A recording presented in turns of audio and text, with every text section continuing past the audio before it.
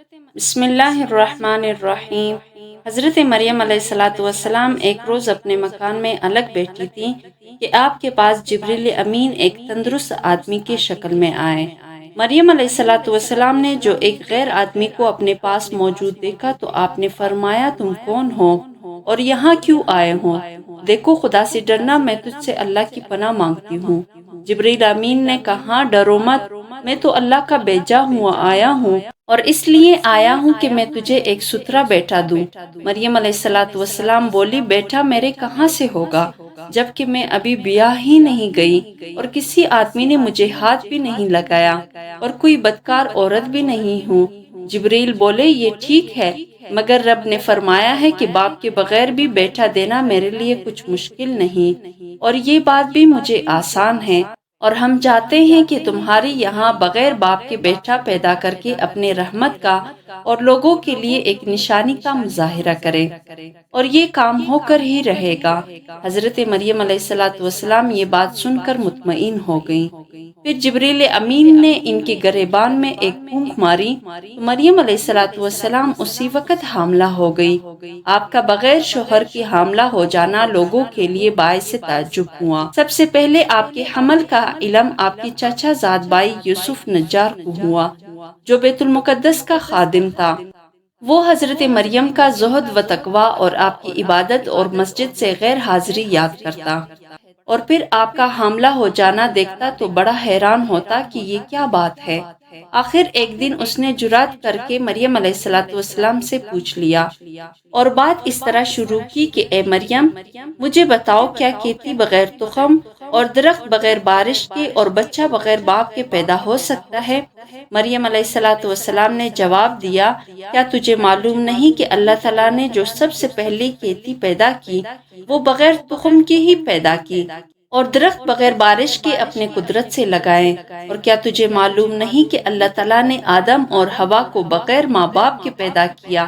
یوسف نے کہا، بے شک اللہ تعالیٰ ان سب امور کے بعد اللہ نے مریم کو الہام کیا کہ وہ اپنے قوم سے علیحدہ چلی آئے، اس لیے وہ ایک دور جگہ چلی گئیں، اور جب بچہ جننے کا درد شروع ہوا تو آپ ایک خشک درخت سے تکیہ لگا کر بیٹھ گئیں، اور فضیحت اور ندامت کی اندیشہ سے بولی، ہائے، کسی طرح میں اس سے پہلے ہی مر گئی ہوتی اور بولی بصری ہو جاتی۔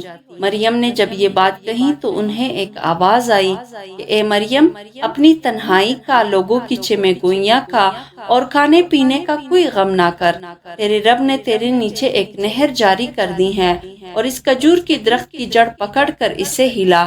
چنانچہ مریم علیہ الصلاۃ والسلام نے اس درخت کو ہلایا تو وہ فوراً سرسبز و شاداب ہو گیا، اور اسے تازہ پھل بھی لگ گیا اور پکی کھجوریں گرنے لگیں۔ پھر جب آپ کے پیٹ سے حضرت عیسیٰ علیہ الصلاۃ والسلام پیدا ہوئے تو آواز آئی کہ لے، پھل بھی کھا، پانی بھی کھا، اور اپنے نورعین بچے سے آنکھیں بھی ٹھنڈی رکھ، اور جب کوئی شخص تجھ سے اس معاملے میں پوچھے تو تم خود کچھ مت کہنا، بلکہ اسے اپنے بچے کی طرف اشارہ کر دینا۔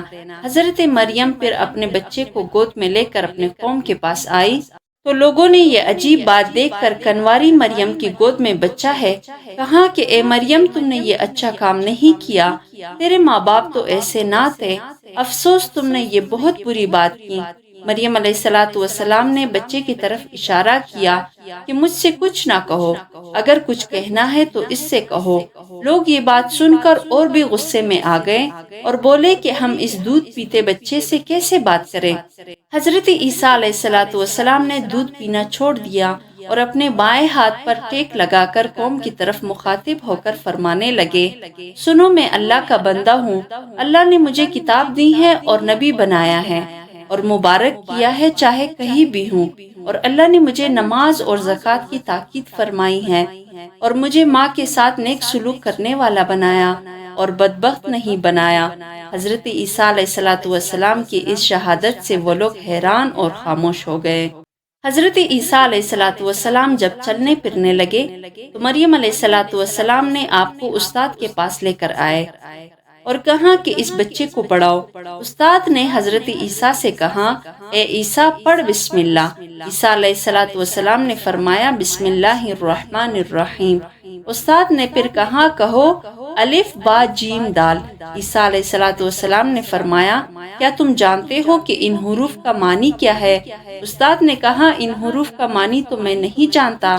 فرمایا تو مجھ سے سنو، الف سے مراد ہے اللہ، با سے مراد اللہ کے بہجت، جیم سے مراد اللہ کا جلال، اور دال سے مراد ہے اللہ کا دین۔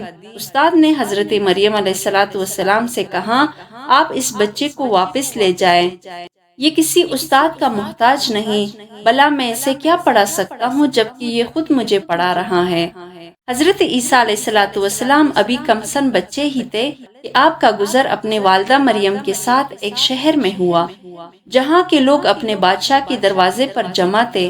عیسیٰ علیہ السلام نے اس ازدحام کی وجہ پوچھی تو پتہ چلا کہ بادشاہ کی بیوی بچہ جننے کی قریب ہے اور بچہ پیدا نہیں ہوتا۔ یہ لوگ اپنے بتوں سے اس تکلیف سے نجات کے لیے گڑ گڑا کر دعائیں مانگ رہے ہیں۔ عیسیٰ علیہ السلام نے فرمایا اگر میرا ہاتھ بادشاہ کے بیگم کے پیٹ پر رکھ دیا جائے تو فوراً بچہ پیدا ہو جائے گا۔ لوگوں نے یہ گفتگو سنی تو آپ کو بادشاہ کے پاس لے گئے۔ عیسیٰ علیہ السلام نے بادشاہ سے فرمایا اے بادشاہ، میں اگر یہ بھی بتا دوں کہ اس عورت کے پیٹ میں لڑکا ہے یا لڑکی اور پھر پیٹ پر ہاتھ رکھ دوں اور بچہ پیدا ہو جائے تو کیا تو ایک اللہ پر ایمان لے آئے گا؟ بادشاہ نے کہا بے شک۔ حضرت عیسیٰ علیہ السلام نے فرمایا تو سن، اس کے پیٹ میں لڑکا ہے جس کے رخسار پر سیاہ تل اور پیٹھ پر سفید تل ہیں۔ اس کے بعد آپ نے فرمایا اے بچے، میں تجھے اس ذات کی قسم دیتا ہوں جس نے سب مخلوق کو پیدا فرمایا، تو جلدی پیٹ سے باہر آ جا۔ آپ کے یہ کہتے ہی بچہ پیدا ہو گیا اور سب نے دیکھا کہ اس کے رخسار پر سیاہ تل اور پیٹھ پر سفید تل تھا۔ آپ کا اعجاز دیکھ کر بادشاہ مسلمان ہونے کو تیار ہوا، مگر قوم نے یہ کہہ کر کہ یہ جادو ہے بادشاہ کو مسلمان ہونے سے روک دیا۔